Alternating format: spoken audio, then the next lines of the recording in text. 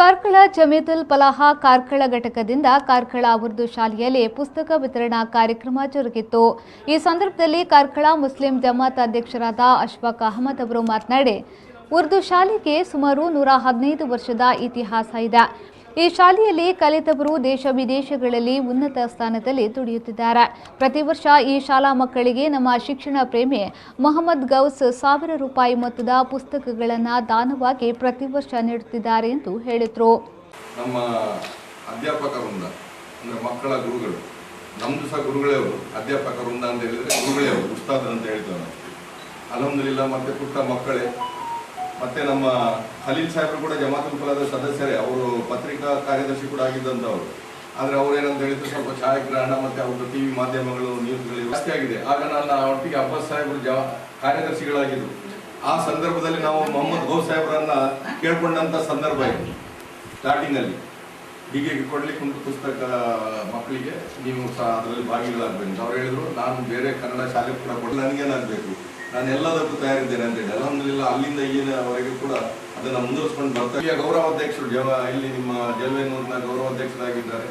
ಇದೇ ವೇಳೆ ಮಾತನಾಡಿದ ಜಮೀತುಲ್ ಫಲಾಹ ಅಧ್ಯಕ್ಷರಾದ ಯಾಕೂಬ್ ಸಾಹೇಬ್ ಅವರು, ಊರವರ ಸಹಾಯವಿಲ್ಲದೆ ನಮಗೆ ಈ ಶಾಲೆ ನಡೆಸಲು ಸಾಧ್ಯವಿಲ್ಲ। ಎಲ್ಲರ ಸಹಕಾರದಿಂದ ಸುಮಾರು 115 ವರ್ಷಗಳಿಂದ ಈ ಉರ್ದು ಶಾಲೆ ಮಕ್ಕಳಿಗೆ ಒಳ್ಳೆಯ ಶಿಕ್ಷಣವನ್ನ ನೀಡುತ್ತಾ ಬಂದಿದೆ ಎಂದು ಹೇಳಿದರು।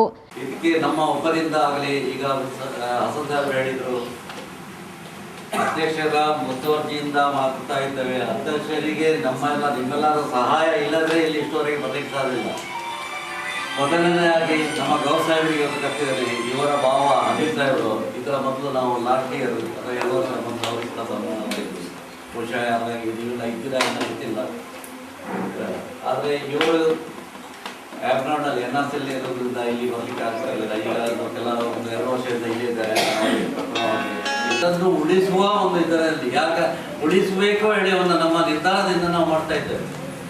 ಕೆಲವರೆಲ್ಲ ಈ ಶಾಲೆ ಕಲಿತು ಹೋದ, ನಾವು ಎಲ್ಲ ಹಳೆ ವಿದ್ಯಾರ್ಥಿ ಅಲ್ಲ, ನಾವು ಅವರಿಗೆ ಹೋಗಿ ಸಿಕ್ಕಿ ಮಾತಾಡಿ ಅವ್ರ ಹತ್ರ ಭೇಟಿ ಆಗ್ತಾ ಇದ್ದೇವೆ। ಅವರು ಹೇಳ್ತಾರೆ, ಏನ್ ಸಾಹೇಬ್ರೆ ಈಗ ಎಲ್ಲ ಯಾರು ಇಲ್ಲ, ಶಾಲೆಗೆ ದೃಢ ಬೇರೆ ಬೇರೆ ಕಡೆಗೆಲ್ಲ ಹೋಗ್ತಾ ಇದ್ದಾರೆ, ಹಾಗಾದ್ರೆ ಈ ಶಾಲೆಗೆ ನಾವು ಹೆಚ್ಚು ನಾವು ಎಷ್ಟು ದಾನಿ ಮಾಡಿದ್ರು ಇನ್ನು ಮುಂದಕ್ಕೆ ಪ್ರಯೋಜನ ಆಗಿಲ್ಲ ಒಂದು ಮಾತನ್ನು ಹೇಳಿದ್ದಾರೆ। ಇದು ನಮಗೆ ಬಹಳ ಒಂದು ಆಗ್ತಾ ಇದೆ।